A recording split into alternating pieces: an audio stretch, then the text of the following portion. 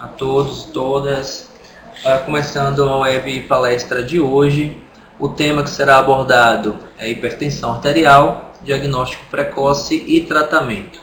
O palestrante convidado é o Dr. Ângelo Castro Lima, doutor em cardiologia pela Universidade de São Paulo e professor adjunto da Universidade Federal do Recôncavo da Bahia. Gostaríamos de desejar a todos uma boa web palestra. Passo a palavra para o nosso palestrante.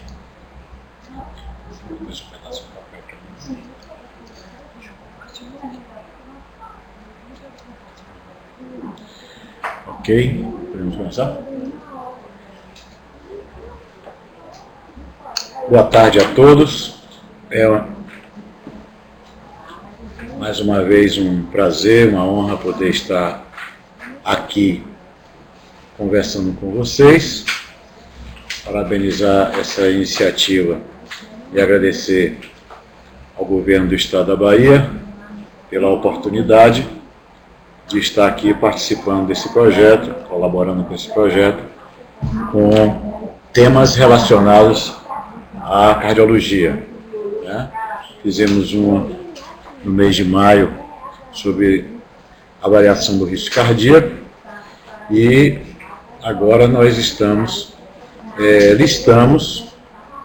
uma série de temas que possam vir a ser, que nós achamos que será certamente do interesse dos profissionais de saúde que trabalham na atenção básica. E, naturalmente, a hipertensão arterial é uma situação clínica que interessa a todos, em virtude da sua prevalência. Na população brasileira, eu tenho que, claro, mencionar que hoje, como dia 2 de junho, né, celebrado aqui no Brasil, aqui na Bahia, como Dia dos Namorados, que é um bom motivo para nós estarmos falando do coração, falando de como manter o coração sadio. Na realidade, aqui, Thiago, é só apertar aqui em cima. Ou aqui. Mouse e clica na setinha. Um momentinho, por favor, que está aqui sempre, né?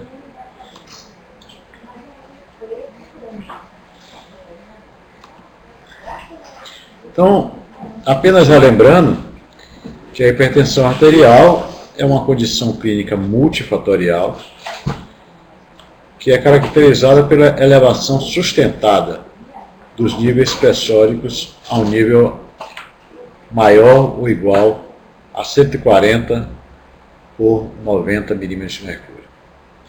De antemão, a gente já deve chamar a atenção de que muitas vezes essas cifras elas são reduzidas e eventualmente nós vemos alguns comentários em imprensa leiga, até mesmo existe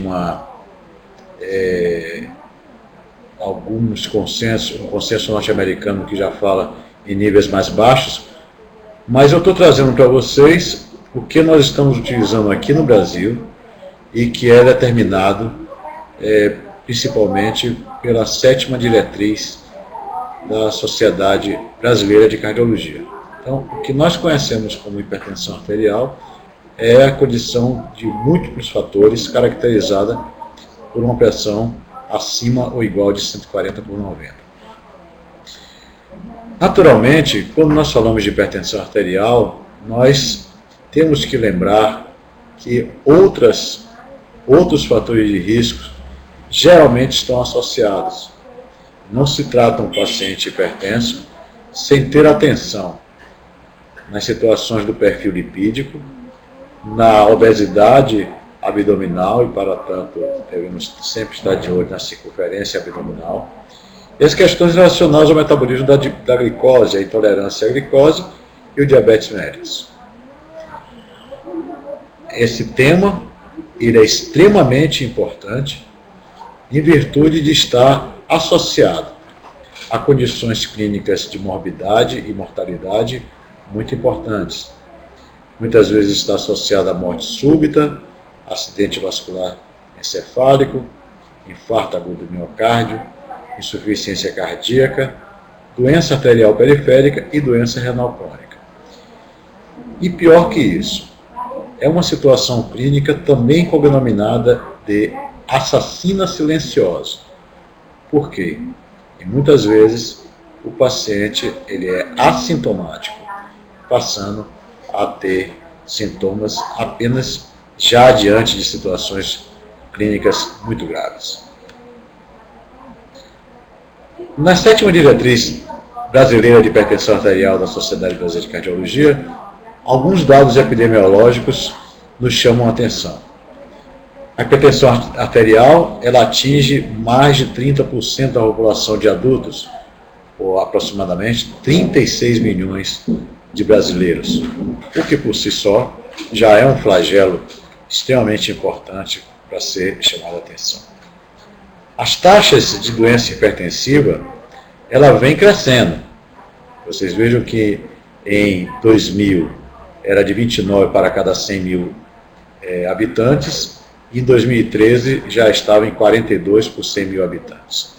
Devemos, claro, que levar em consideração de que as condições de diagnóstico, ou melhor, a oferta de serviços, principalmente na atenção básica, tem crescido sobremaneira. Portanto, esses dados já poderiam estar acontecendo e apenas estarem mascarados porque não eram identificados. Do ponto de vista de internação, nós estamos observando no Brasil uma redução. Na realidade, isso também nós podemos atribuir a uma melhoria do atendimento da atenção básica, ou seja, no ano 2000 nós tínhamos uma taxa de internação por hipertensão arterial de 98,1 por 100 mil habitantes, e já em 2013, 44,2 por 100 mil habitantes. Observe, existe para nós ainda uma expectativa muito grande o que é que vai acontecer a partir de 2013, lembrando que foi exatamente a partir de setembro de 2013 que foi implantado no país o programa Mais Médicos, certamente com uma grande oferta, um aumento da oferta dos serviços de saúde na atenção básica. Temos que, então, buscar chamar a atenção que uma boa assistência na atenção básica, sem dúvida, fará com que haja mais diagnóstico e uma maior redução da internação, das internações hospitalares. Lembramos que é uma patologia que acompanhada ainda de uma elevada taxa de mortalidade, sendo que atualmente considera-se 13,8% a mortalidade exclusiva por hipertensão arterial. Nós não estamos levando em consideração apenas a doença hipertensiva e não as associações, porque se tivéssemos que associar, por exemplo, com a doença arterial coronária, certamente essa mortalidade seria bem maior. Para o diagnóstico precoce, existem determinados pontos extremamente importantes. Ou seja, o primeiro é o conhecimento, porque um grande percentual da população brasileira hipertensa ainda não sabe que ela tem pressão alta. Por outro lado, uma vez dado o diagnóstico, existe uma outra dificuldade, que é exatamente a aceitação da doença. Ou seja, muitas vezes nós diagnosticamos a hipertensão arterial, porém, como o usuário, ele não é usuário do serviço público de saúde, do serviço único de saúde, ele não sente nada, ele muitas vezes ele não está motivado a buscar o seu cuidado. E dentro desse cuidado, naturalmente, se ele não estiver devidamente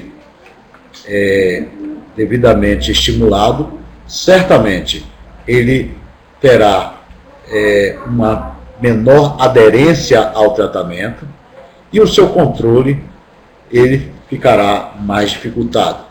Portanto, temos que ter em mente que é necessário que a equipe de saúde esteja devidamente alertada, de estar conscientizando este paciente assintomático a cuidar dos seus níveis pressóricos. Ou seja, de quão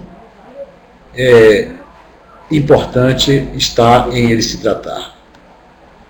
E para isso, Tiago, parece que ficou um pouquinho mais escura a tela aqui, não sei se foi algum problema. E para isso, nós temos algum problema ou não? Não, pode continuar. Ok, posso continuar. Não interfere. Ok. E para isso, nós temos que levar em consideração os cuidados do paciente como um todo em relação aos seus fatores de risco. Lembrando sempre de que o paciente hipertenso ele tem uma morbimortalidade maior do que o paciente normotenso. Porém, o paciente hipertenso tratado, ele passa a ter uma morbimortalidade semelhante ao normotenso. Portanto, é importante nós definirmos para o paciente que uma coisa é ele ser hipertenso sem tratamento e outra coisa é ele ser hipertenso com tratamento. E esse tratamento, naturalmente, ele passa por controles de fatores de risco. Os fatores de risco, nós temos fatores de risco não modificáveis, como é o caso da idade, sexo e a etnia, porém nós temos vários fatores de risco que são modificáveis, como é o caso do excesso de peso, ingestão de sal, ingestão de álcool, sedentarismo, fatores socioeconômicos. Temos que aqui chamar a atenção para dois aspectos. O primeiro em relação a um fator de risco não modificável, que é a etnia. Porque existem trabalhos na literatura mostrando uma maior prevalência da hipertensão arterial nos pacientes de raça negra. Porém, nós temos que levar em consideração, no nosso país, em virtude da grande miscigenação, em virtude, principalmente no nosso estado, da grande composição da nossa população de descendentes, de afrodescendentes, esta mistura, esta miscigenação, ela muitas vezes ela faz com que não haja uma grande separação. Nós temos que ter em mente sempre que os pacientes de etnia negra, ele tem sim uma maior prevalência de hipertensão arterial, mas, e principalmente naqueles hipertensos, eles têm uma tendência maior a desenvolver acidente vascular encefálico, porém, nós não temos que levar isso como algo a ser supervalorizado. Por outro lado, algo extremamente importante a ser chamado a atenção em fatores de risco modificáveis é em relação à questão da ingestão do álcool. A ingestão do álcool por si só, nós não podemos dizer que ele eleva a pressão. Porém, o hábito, o etilismo, leva a uma redução da censura pessoal, fazendo com que a ingestão de sal ela passe a ser mais frequente. Portanto, os pacientes com ingestão de álcool, eles também acabam entrando em um grupo de pacientes com fator de risco agravante para a hipertensão arterial. Bom, diante da conscientização desses aspectos relevantes dos fatores de risco, quando temos um paciente com suspeita de hipertensão arterial, a primeira coisa que nós devemos procurar saber a sua confirmação. Ou seja, diante de parâmetros que nós vamos passar adiante, buscar definir se nós estamos diante de um paciente hipertenso ou estamos diante de um paciente normotenso. É muito importante isso, porque muitas vezes nós pegamos em nível de ambulatório, consultório, os pacientes virarem para nós e dizer: não, eu não sou hipertenso. a minha pressão sobe de vez em quando. Sim, mas então eu vou lhe tratar como hipertenso ou como normotenso? Enfim, nós precisamos de critérios muito bem definidos para a confirmação diagnóstica e aí sim tratá-lo dentro do grupo de hipertensos, para os quais, volto a lembrar, não tratados, a sua mortalidade é maior. Então temos que encaixá-lo como hipertenso e passar a tratá-lo. Uma vez confirmada, importante é afastar a identificação de causa secundária. Sim, porque nós temos a hipertensão primária e a hipertensão secundária. A hipertensão secundária, ela ocorre predominantemente em pacientes mais jovens e elas são oriundas de alguma causa que tenha um tratamento específico. Enquanto a hipertensão primária é algo multifatorial, que nós não encontramos uma causa específica, mas que nós devemos certamente fazer o seu controle. Portanto, identificação da causa secundária, principalmente se uma causa renal, uma causa vascular ou uma causa endócrina, ela poderá ser tratada. Infelizmente, esse é o menor percentual de pacientes hipertensos que são de causa secundária. Uma terceira coisa em relação ao diagnóstico é a avaliação do risco cardiovascular. Já conversamos sobre isso na nossa última apresentação. A avaliação do risco cardiovascular, ela envolve naturalmente todo o controle dos fatores de risco para a doença arterial coronária, como vocês sabem, a obesidade, o diabetes, o perfil lipídico, a dislipidemia, a obesidade, sedentarismo, etc. Uma outra situação extremamente importante no diagnóstico é a investigação de lesões de órgão-alvo. Ou seja, a hipertensão arterial, ela macula, ela lesa predominantemente 4 órgãos, a saber, o cérebro, o coração, os rins e os olhos, principalmente através de lesões de retina. Ou seja, nós precisamos estar investigando nesses órgãos se já existe alguma consequência à hipertensão recém-diagnosticada. Enfim, investigar doenças associadas, principalmente de origem endócrina e vascular. Apenas lembrando de que para o diagnóstico da hipertensão arterial, nós devemos estar apurando a nossa técnica.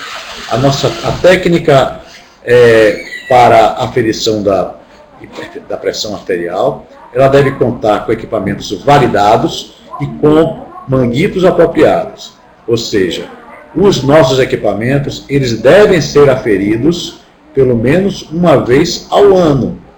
Assim como os manguitos, eles devem estar apropriados para o tamanho do braço do paciente. No exame clínico, ou seja, se nós temos um paciente com pressão dita normal, ou seja, menor ou igual a 120 por 80 milímetros de mercúrio, é recomendado que ele seja aferido essa pressão pelo menos uma vez a cada 2 anos. E se ele tem uma pressão limítrofe, que é o que nós chamamos entre o pré-hipertensão, que está entre 120 por 80 e 140 por 90, nós devemos ter a aferição anual. E, naturalmente, aqueles que já são hipertensos ou mantêm a pressão acima de 140 por 90, a pressão deve ser aferida sempre que possível, sempre que necessário, em toda avaliação com o profissional de saúde. Os exames complementares, que nós vamos ver a seguir, naturalmente, eles devem ser solicitados no momento oportuno, de acordo com o que nós vamos colocar. Bom, temos que ter em mente que a pressão arterial, ela sofre alterações do nosso ritmo circadiano. O nosso ciclo circadiano ele é decorrente da presença de hormônios, principalmente o cortisol, que secretados a nível da nossa glândula suprarrenal, e que ele sofre variações da sua chegada no leito vascular, a depender da hora do dia. Portanto, existe uma queda da pressão durante o sono de 20 a 40 milímetros de mercúrio, da pressão sistólica, e de 10 a 15 milímetros de mercúrio da diastólica, durante o sono. Existe um aumento transitório após as refeições, por aumento do débito cardíaco, favorecendo a digestão.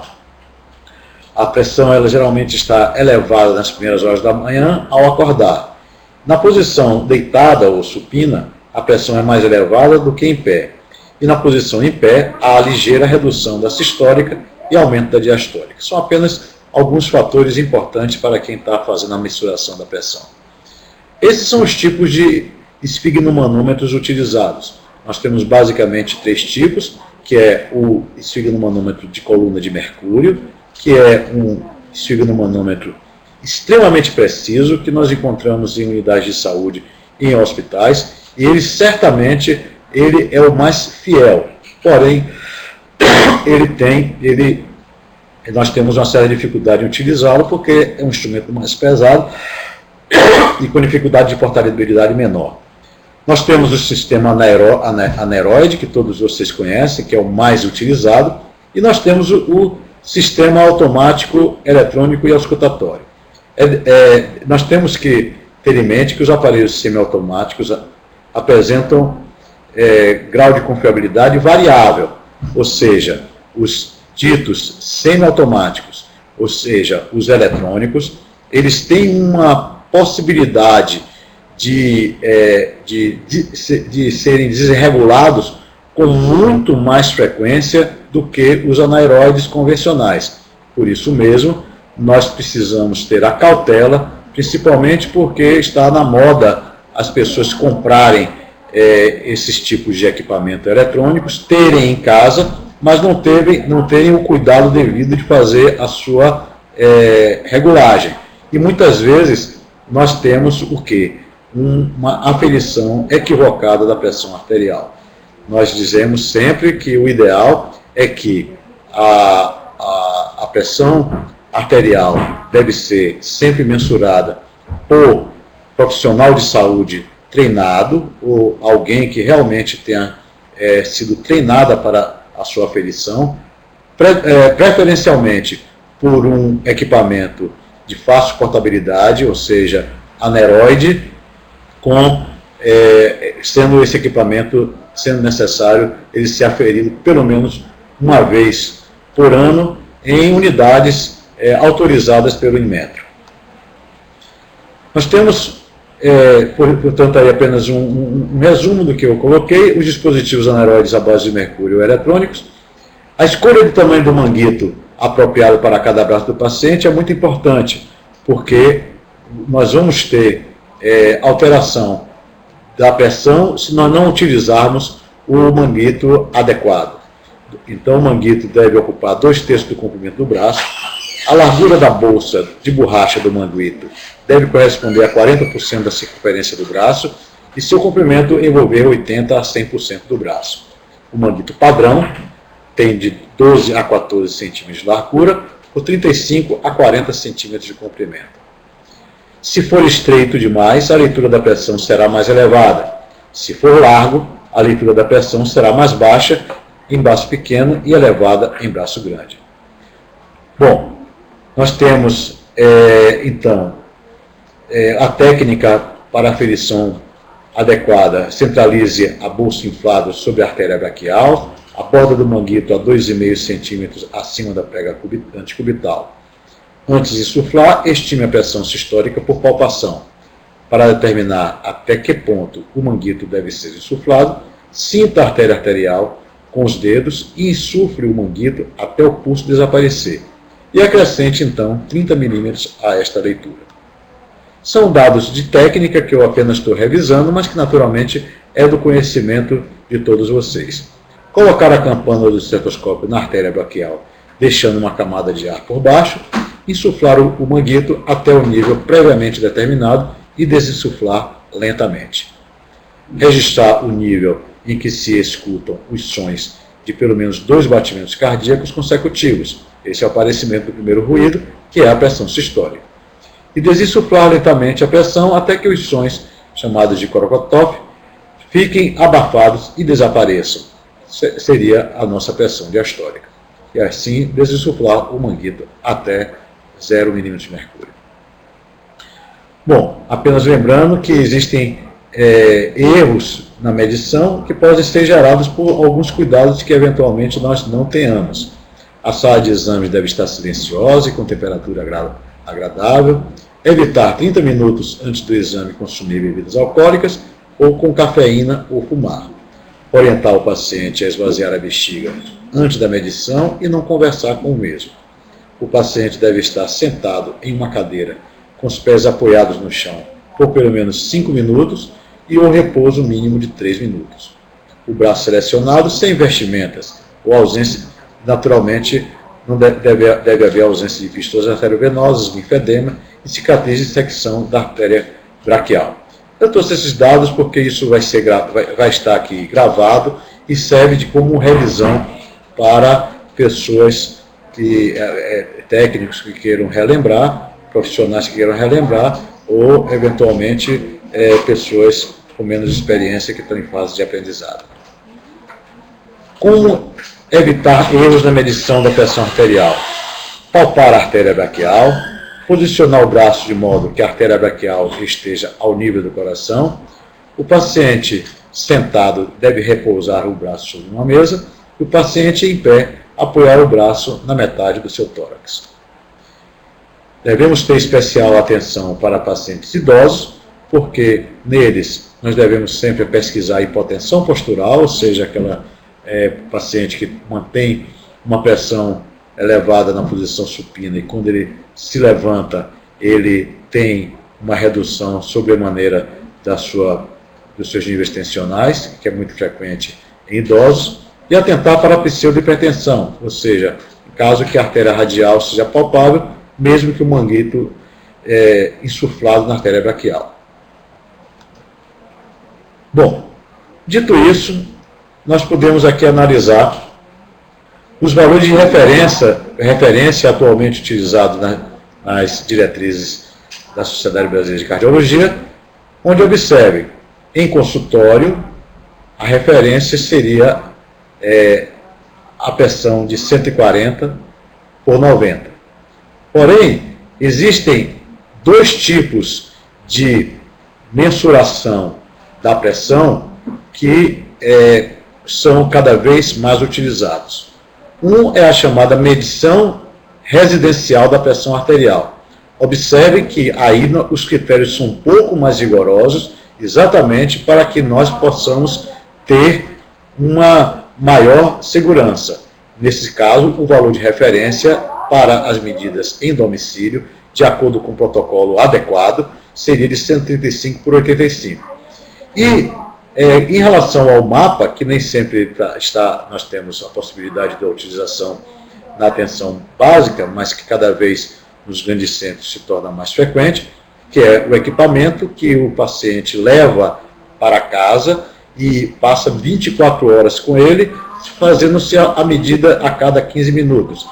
Então, o mapa, que é a monitorização ambulatorial da pressão arterial, ele nos dá depois uma leitura da pressão, tanto durante o período de vigília, o período de sono e, naturalmente, a média das 24 horas. Para o período de vigília, a referência a sistólica de maior ou igual a 135 e a diastólica maior ou igual a 85. Esse número aqui, houve erro de digitação, ele deveria estar aqui nesse espaço. Certo? Durante o sono, aquela redução que nós colocamos, já falamos, de 120 para a sistólica, de maior ou igual a 70 para a diastólica, e a média das 24 horas, então, maior ou igual a 130 milímetros de mercúrio para a sistólica e 80 milímetros de mercúrio para a diastólica. Esses são os níveis, os valores de referência. Diante de um paciente com uma pressão arterial maior do que 140 por 90, qual deve ser o nosso primeiro cuidado? Ou seja, definir o ritmo, o risco cardiovascular do paciente. Vamos ter que rever a apresentação da nossa palestra anterior, quando nós conversamos muito sobre risco cardiovascular. Então, todo paciente com suspeita de hipertensão arterial, ele deve ter o seu risco cardiovascular avaliado. Se ele tem um risco cardiovascular alto, com a pressão maior ou igual a 140/90, ele já pode ser enquadrado como um paciente hipertenso. Porém, se ele tem um risco cardiovascular baixo ou médio, nós ainda vamos dar uma chance para ele para uma reavaliação. Essa reavaliação seria ou através de uma nova consulta, uma segunda consulta, um segundo momento, ou através de a instalação de um mapa, a monitorização arterial da pressão arterial, ou através de uma monitorização residencial da pressão arterial. Ou seja, se nessas circunstâncias da nova avaliação, ou do mapa, ou da medida residencial, ele tiver níveis pressóricos maior do que aqueles que nós vimos no slide anterior, então está dado o diagnóstico de hipertensão arterial. Então, muito bem definido. Pressão arterial maior ou igual a 140/90 com alto risco é uma posição em relação ao diagnóstico, com baixo ou com médio risco ainda há chance de nós tratarmos ele como normotenso. Então, baseado nisso, nós temos hoje a classificação. Essa classificação que nós estamos aguardando, provavelmente o próximo congresso da Sociedade Brasileira de Cardiologia, que deve acontecer em setembro, que é possível que haja modificações. Mas até o momento, o que está publicado nas 7ª diretrizes, que foi publicado em 2016, são esses parâmetros. Observem que pacientes com abaixo de 120/80 é um paciente considerado normotenso.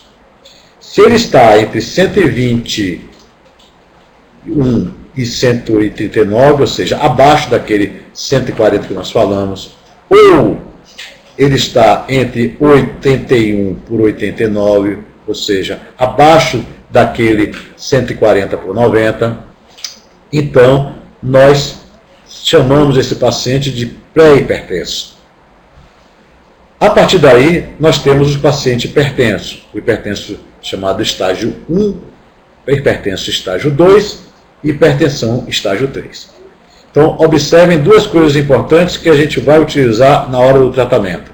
O primeiro foi o slide anterior, quando eu disse hipertensão com alto risco ou hipertensão com risco baixo ou moderado. Segundo, o nível de pressão aonde está, para que nós possamos definir se ele é normal, se ele é pré-hipertenso ou se ele é hipertenso estágio 1, estágio 2 ou estágio 3. Sendo que os níveis são estágio 1, sistólica de 140/59 e diastólica entre 90 e 99. A hipertensão estágio 2, entre 160 e 179 de sistólica e entre 100 e 109 de diastólica. E hipertensão estágio 3, maior que 180 por 110. Então, esses dados, essa classificação é interessante que vocês tenham e revejam, porque nós vamos utilizá-la no futuro. Bom, quais são as possibilidades de diagnóstico? Veja que aqui no lado direito do slide, nós temos os 3 tipos de medida: PA pressão no consultório, a medida residencial e o mapa. E os diagnósticos nós temos que definir, ou seja, nós podemos estar diante de um paciente normotenso, podemos estar diante de um paciente já diagnosticado hipertenso, mas que naquele momento tem a sua pressão controlada por uso de medicações ou por outros cuidados não medicamentosos. Nós podemos estar diante, principalmente em uma primeira consulta, da hipertensão do avental branco. O que é isso?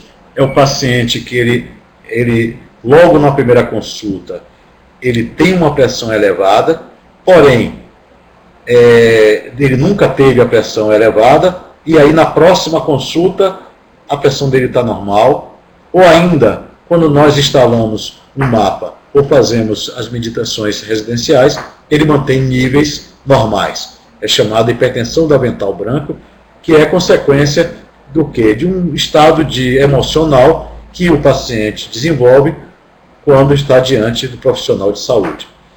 Temos a hipertensão não controlada, que é aquela situação que nós mais tememos, que é exatamente o fato de o paciente estar hipertenso e que é com níveis elevados e que naturalmente precisa o seu cuidado ser adotado o mais breve possível. E temos ainda a hipertensão mascarada, que é o contrário do paciente com avental branco. Ou seja, o paciente ele se apresenta ao profissional de saúde como normotenso, mas ele se queixa de que tem alguns sintomas ou alguns episódios de elevação da sua pressão em outras situações. Então nós devemos estar atentos, porque pode ser chamada hipertensão mascarada, ou seja, aquele nível pressório que nem sempre está presente. Bom, diante de um paciente com hipertensão arterial, torna-se necessário alguns exames de rotina. Dentre eles, o sumário de urina, que faz com que nós tenhamos o diagnóstico de alterações renais, principalmente alterações onde haja perca proteica. O exame bioquímico, ele se faz importante para nós definirmos fatores de risco e doenças associadas, dentre os quais nós incluímos como a rotina básica a glicemia, a dosagem de potássio, a creatinina, o perfil lipídico e o ácido úrico, devido à alta associação de hiperglicemia com hiperglicemia com hipertensão arterial, e o eletrocardiograma convencional. O eletrocardiograma convencional no paciente hipertenso é um exame eletivo, necessário, imprescindível, porque nos faz diagnosticar lesões associadas no coração e principalmente a hipertrofia do ventrículo esquerdo, que muitas vezes está associada a uma hipertensão que pode ser de longa data, mas assintomática. Objetivos da avaliação complementar. Bom, aí nós não estamos falando especificamente da atenção básica, mas nós precisamos ter noção do que muitas vezes se faz necessário do ponto de vista da avaliação complementar e por quê. Primeiro, nós já conversamos sobre o mapa, que nem sempre está presente em todas as unidades de saúde, para a confirmação da hipertensão arterial. É a única forma de confirmar? Não. Já falei que outras medidas de pressão, sendo a nível de consultório, ou seja, a nível de residência, ela se torna muito importante. Identificação dos fatores de risco cardiovascular. Daí nós temos a possibilidade do laboratório, principalmente com exames relacionados ao perfil lipídico, a ultrassonografia de carótidas e o teste ergométrico para pesquisa, principalmente de isquemia por doença arterial coronária associada. Pesquisas de lesão em órgãos alvos. Aí nós temos o eletrocardiograma para diagnosticar a hipertrofia ou doença arterial coronária previamente instalada, a ecocardiografia, que afere com mais detalhe, uma maior sensibilidade e especificidade a presença de hipertrofia, assim como nos dá a noção da função sistólica e principalmente a função diastólica. Essa função diastólica muitas vezes ocorre em paciente hipertenso e que ele é minimizado, porém já deve necessitar de alguns cuidados, além de podermos mensurar com maior acurácia o aumento do ato esquerdo.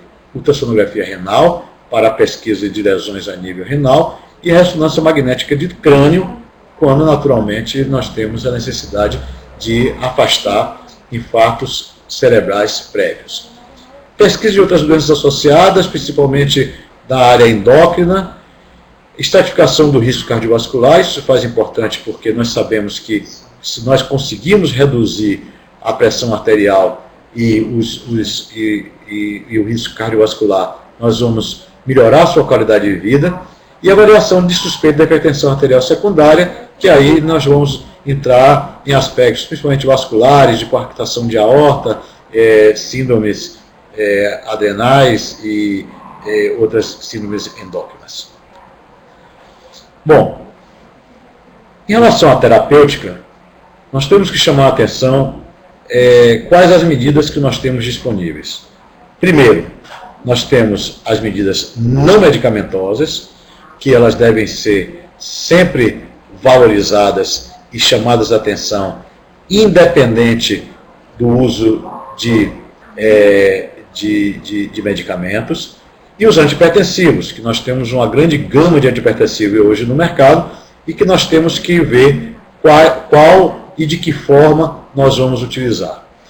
Os objetivos, inicialmente, reduzir a pressão arterial, proteger os órgãos-alvo, como eu falei anteriormente, e prevenir os desfechos de doença cardiovascular e cardiovasculares e renais. Para o tratamento, nós vamos utilizar aquela classificação que nós vimos anteriormente. Observem. Então, aqui na primeira linha, nós temos os pacientes que têm estágio 2 e 3, ou seja, os mais graves, com níveis mais altos, ou alto risco. Ou seja, se ele é de alto risco, independente do estágio, nós já vamos tratá-lo de uma determinada maneira.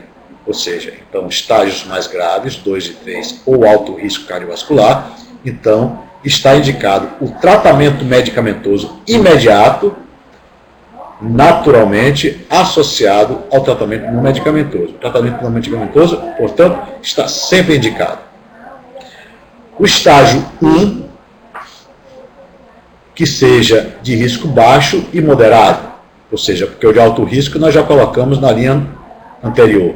Então, seria estágio 1, aqueles níveis mais baixos, e tem risco baixo e moderado, então nós podemos fazer uma tentativa da terapia não medicamentosa por 3 a 6 meses.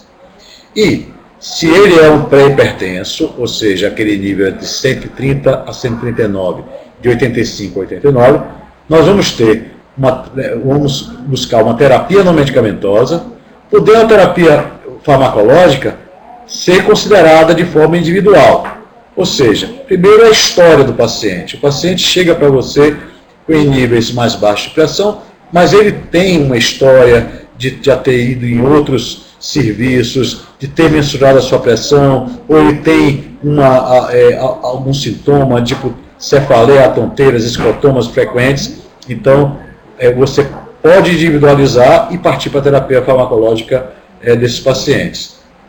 Outra coisa é se ele faz a aderência às medidas não medicamentosas. Então, aquele indivíduo que ele é um pré-hipertenso, mas nós já percebemos que ele é um paciente que não segue os cuidados referentes ao tratamento não medicamentoso.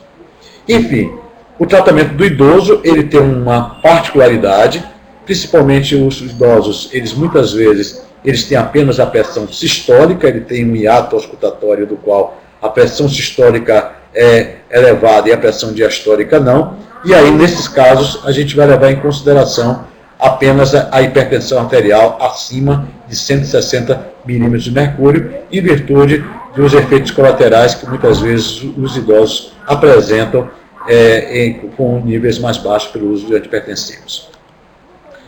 Bom, as metas terapêuticas, ou seja, no momento em que nós diagnosticamos o paciente que ele é hipertenso, nós definimos que nós vamos tratá-lo. Então, nós vamos estabelecer metas.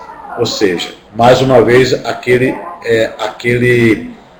aquela classificação.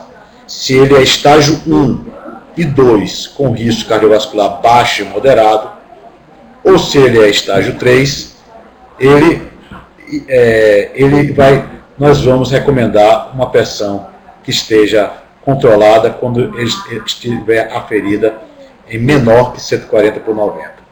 Quando são situações menos graves, ou seja, estágio 1 e 2 e ainda com risco cardiovascular alto, nós temos a pressão, os níveis que nós temos que ser rigorosos, abaixo de 130/80.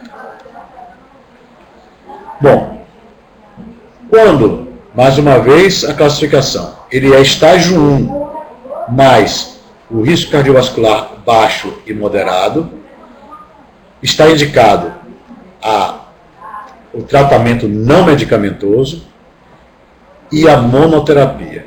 Aqui nós temos que chamar a atenção do que é o tratamento não medicamentoso. Primeiro, a dieta hipossódica, ou seja, quando nós estamos falando em dieta hipossódica, nós estamos falando na ingesta de 2 a 4 gramas de cloreto de sódio por dia.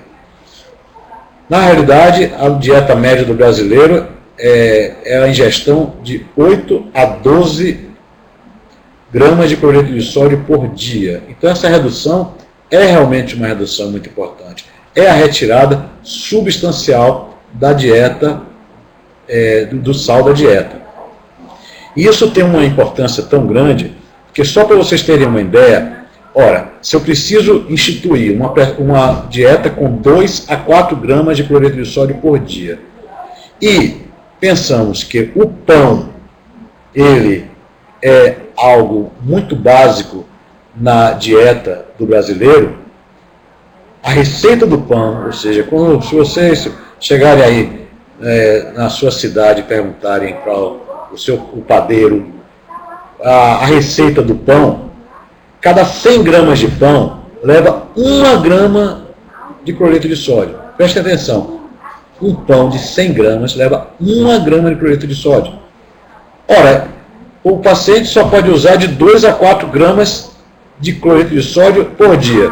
Se ele comer um pão de manhã, comer um pão à noite, já tem 2 gramas de sódio. Para vocês terem noção como a questão da dieta com pouco sal é extremamente importante. Por outro lado, você tem hoje uma quantidade enorme de embutidos e de artigos em supermercado que tem um elevado teor de cloreto de sódio. Uma outra coisa é conscientizar de que a vida sedentária ela gera um aumento do peso e faz com que o indivíduo passe a ter um risco cardiovascular maior. Então, a combate na dieta e o estímulo a combater a vida sedentária são as duas pedras angulares do tratamento não medicamentoso. E a monoterapia, ela deve levar em consideração, predominantemente, a possibilidade de uma dessas classes terapêuticas. Ou diurético, os inibidores de enzima de conversão, ou os bloqueadores de canais de cálcio, os bloqueadores de renina-angiotensina, ou os beta-bloqueadores em casos específicos. Ou seja, nós vamos escolher uma dessas classes a depender do paciente, a depender de algumas características do paciente, que vamos ver em seguida. Se ele é um paciente com estágio 1 e mais risco cardiovascular alto, ou ele é estágio 2 e 3, então geralmente é necessário o tratamento não medicamentoso mais combinações. Porém, essas combinações elas não devem ser feitas de início. De início nós vamos tentar a monoterapia e não havendo o devido controle da pressão, nós vamos partir para uma combinação, uma associação, que é feito por 2 fármacos de classes diferentes em doses baixas.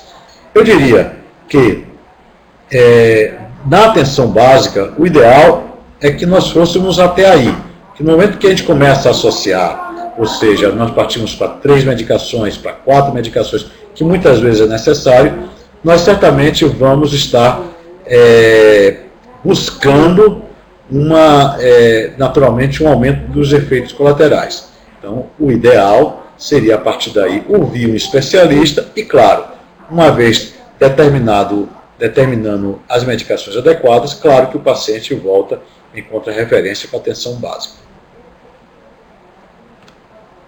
Bom, então isso é mais ou menos o que nós indicamos nos casos onde nós não conseguimos atingir as metas com aqueles cuidados que nós tomamos, ou quando existem efeitos colaterais importantes.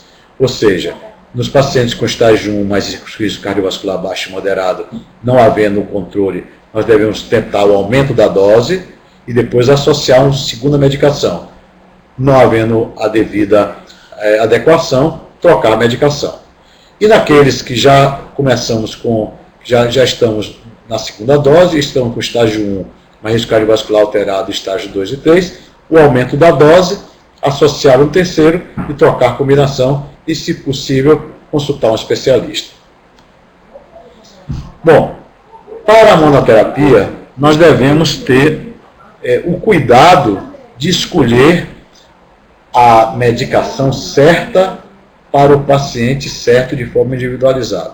Claro que isso passa também pela experiência do profissional e o mais importante é que a gente possa escolher uma classe terapêutica onde a capacidade dessa medicação seja em reduzir a pressão. Ou seja, como a hipertensão é uma doença multifatorial, muitas vezes nós temos alguns pacientes que se dão melhor com determinado tipo de classe terapêutica do que outros. Ou seja, pacientes onde existe um componente muito grande do aumento da volemia ou a ingesta de cloreto de sódio.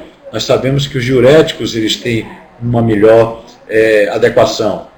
Se nós temos, dentro do mecanismo fisiopatogênico predominante, pacientes mais jovens que têm um nível de estresse mais elevado, com a frequência cardíaca mais elevada, nós sabemos que os beta-bloqueadores seria a classe terapêutica adequada. Se nós temos pacientes mais idosos que têm efeitos colaterais com diurético, outras medicações, nós já escolheríamos um paciente, um bloqueador de canais de cálcio. Enfim, nós temos que respeitar características individuais do paciente de acordo com, para poder adequar a classe terapêutica.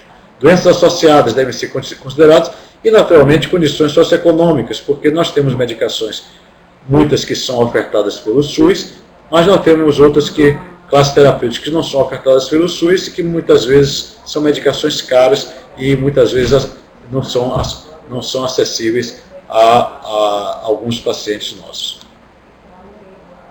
Bom, eu acrescentei aqui uma coisa a mais, Tiago, que tem a ver com o tema, mas que muitas vezes as pessoas se esquecem um pouco. Ou seja, como o Telesaúde é um programa muito voltado para a atenção básica, nós imaginamos que não deve ser infrequente para pacientes gestantes com hipertensão arterial. Muitas vezes o colega, o profissional de saúde da atenção básica não está tão familiarizado com essa associação. Então eu trouxe aqui apenas alguns lembretes relacionados a esse tema tão importante para a nossa população.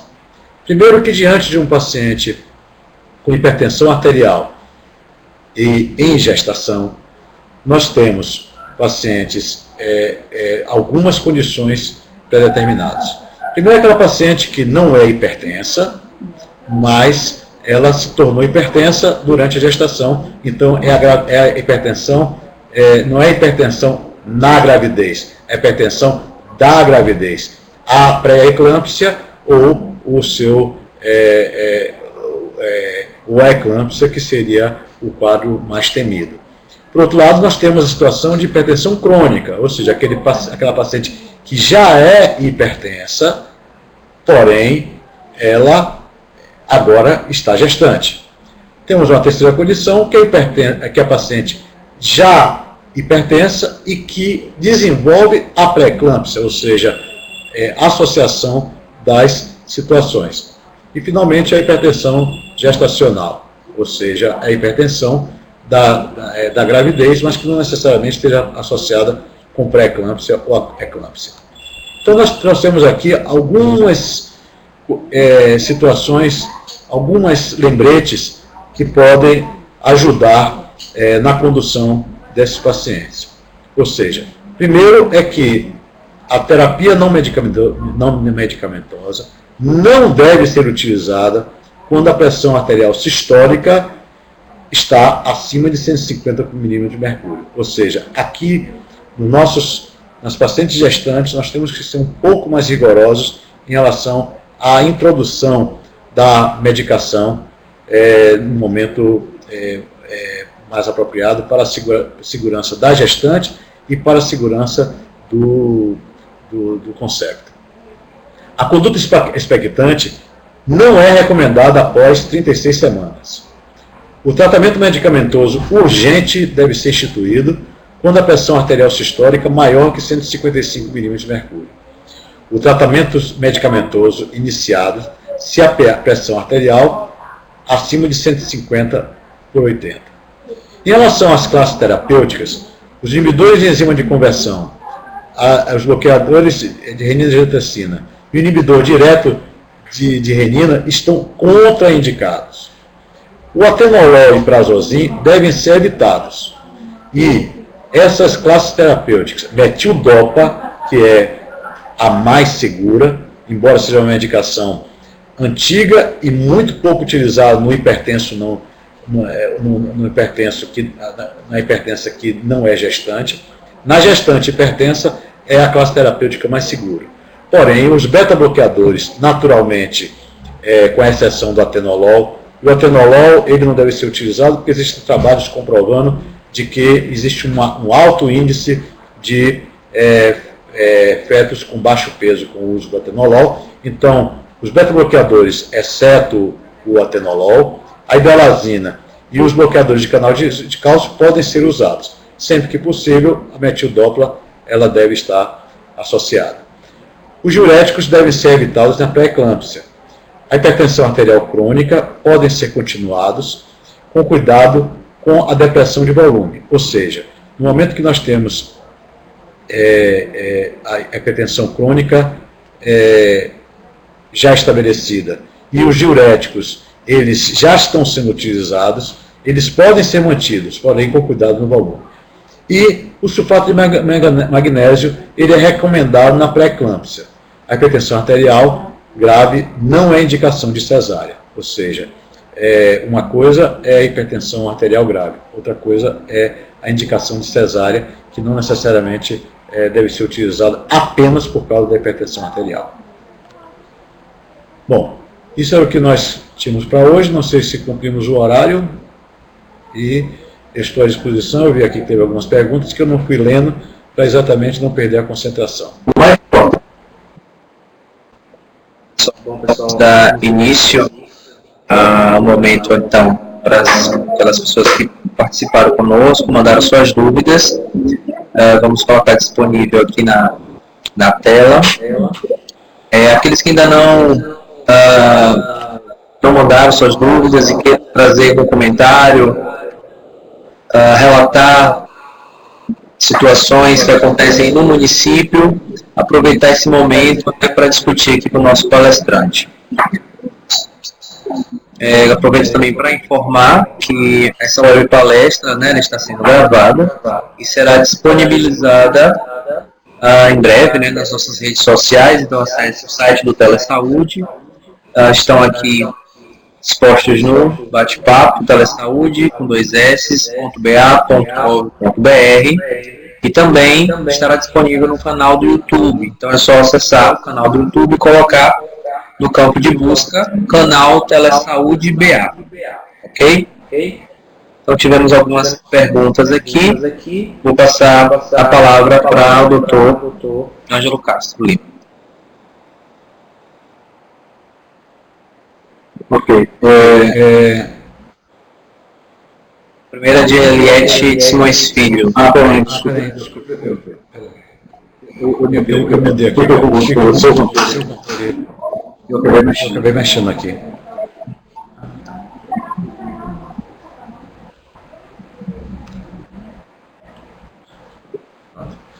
Bom, ok. E aqui você vai rolando?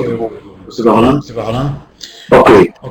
A primeira pergunta de Eliette da Silva Ribeiro e Simões Filho: o que é pressão arterial? Eliette, muito obrigado por ter feito essa pergunta, porque é a oportunidade de dizer que pressão arterial não existe. O que existe é tensão arterial.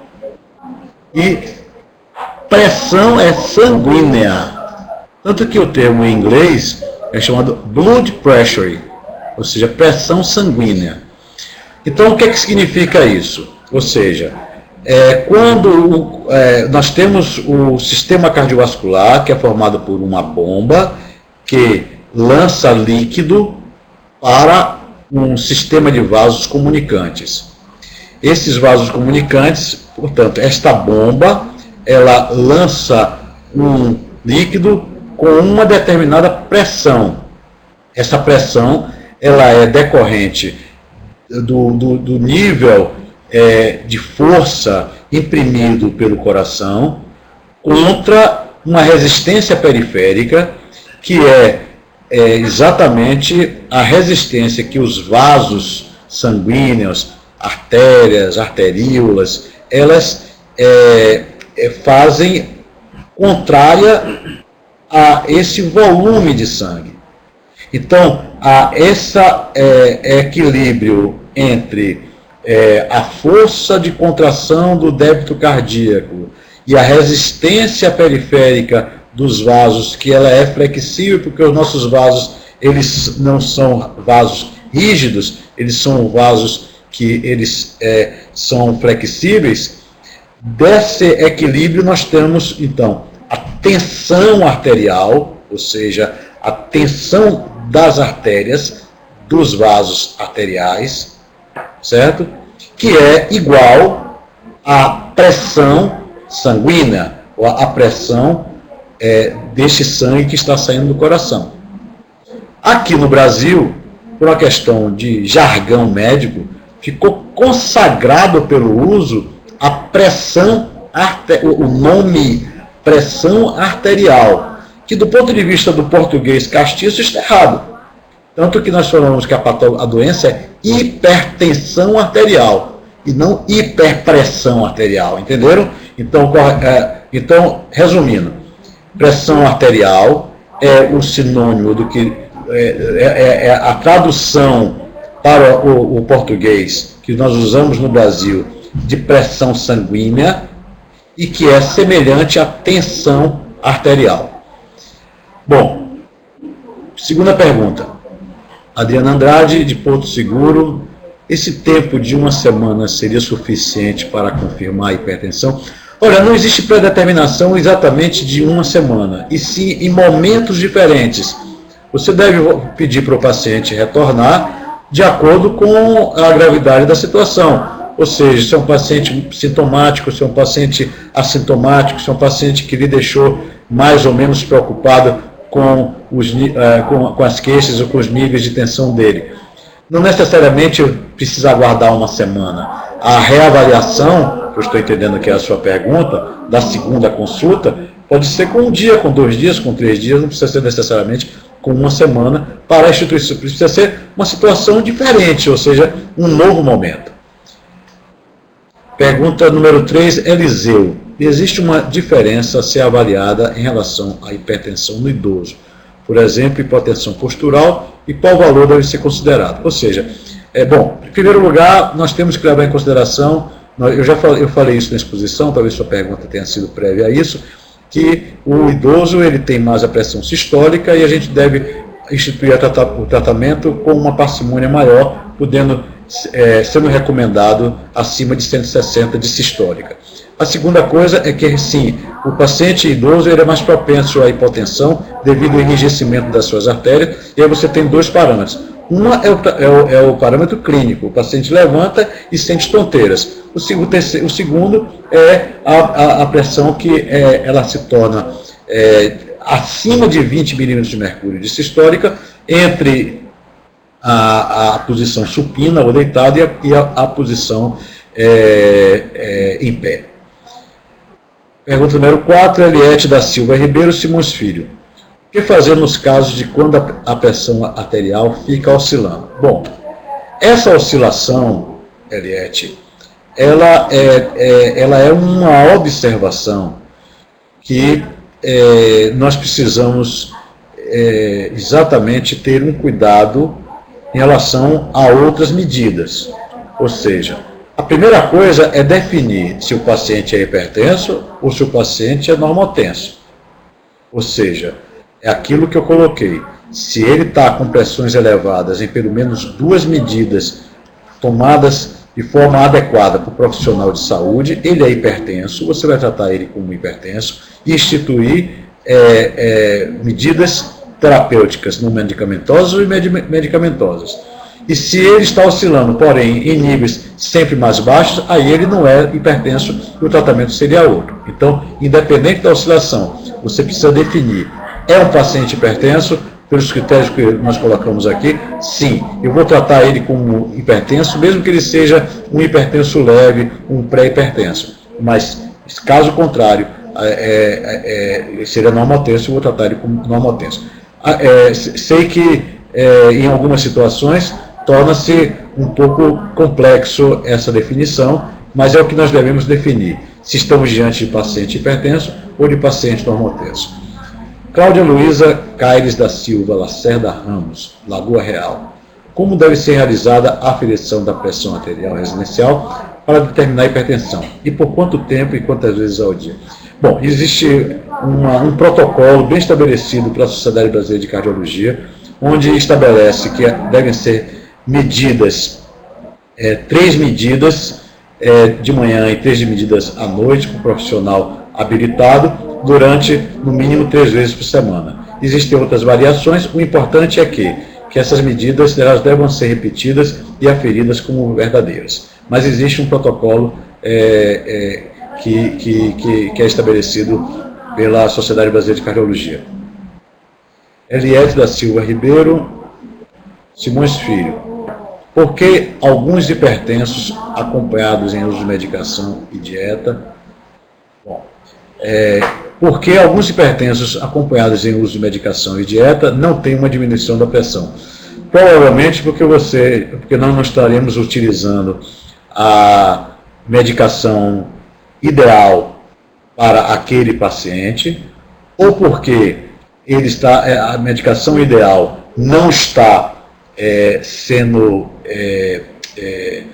digamos assim, na dose adequada, ou a terceira possibilidade, o paciente não está usando essa medicação, e isso é relativamente frequente. Portanto, nós temos que, em primeiro lugar, ter a convicção que o paciente está usando a medicação adequadamente. Segundo, buscar as trocas de medicação e o acréscimo das medicações até o nível ideal. E caso realmente, ainda assim, ele permaneça sem nenhuma diminuição da pressão, é muito importante, dentro da identificação, você consultar um especialista para nós vermos cada vez mais qual a melhor associação. Dificilmente um hipertenso, só acabando de responder a Eliette, dificilmente você tem um paciente que usa 4 classes terapêuticas e mais as medidas não medicamentosas, e eles não controlam. Mas claro que existem situações muito graves que isso pode ocorrer. Pergunta número 7, de Cláudio Lagoa Real. Qual a periodicidade que se deve solicitar os exames de rotina para um paciente hipertenso em acompanhamento? Cláudia, realmente essa periodicidade, ela não existe uma determinação muito precisa, mas eu diria que, associando os conceitos de hipertensão arterial com de risco cardiovascular, o que de uma certa forma é aceito é de que o paciente de alto risco ele deva fazer uma avaliação do seu perfil lipídico e de alguns exames 2 a 3 vezes no ano. Se o paciente é um baixo risco, aí isso pode ser feito anualmente. E se ele é um paciente com médio risco, 2 vezes por ano. Cláudia Lagoa... Bom, já foi. 8. Ianajara Lagoa Real. No caso da gestante, quantas vezes devemos aferir para detectar que a mesma está hipertensa? Olha, veja só, eu estou considerando uma paciente em pré-natal, o que é preconizado, né, que sejam no mínimo 6 consultas, né, durante a gestação, e no mínimo, né, e toda vez que ela vier a uma consulta de pré-natal, deve-se aferir a pressão arterial. Ou seja, a pressão arterial é algo extremamente importante de ser medido na gestante, mesmo que ela não seja hipertensa. Ok? São essas perguntas? Então, sendo assim, eu fico muito grato com as perguntas e de vocês. Estou à disposição que vocês caminhem as perguntas.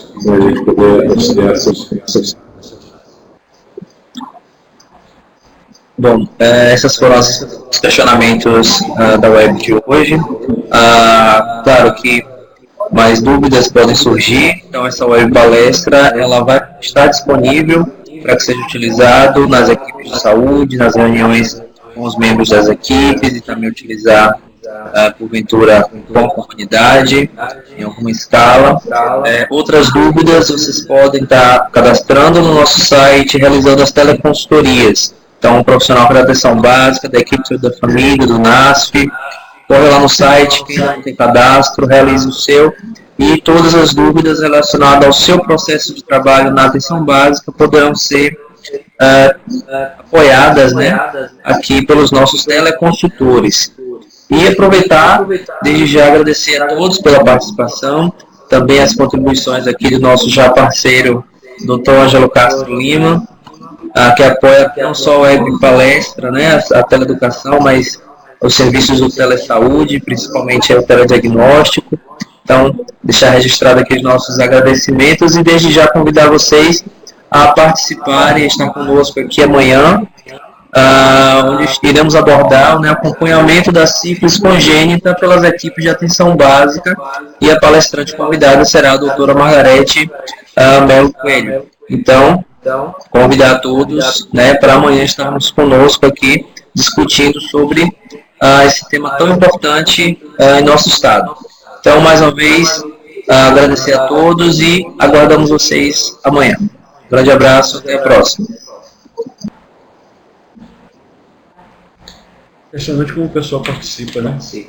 Participa. E os temas, né, que são principais, né, na rotina, né? Porque são coisas... Eu acho que a gente tem que estar...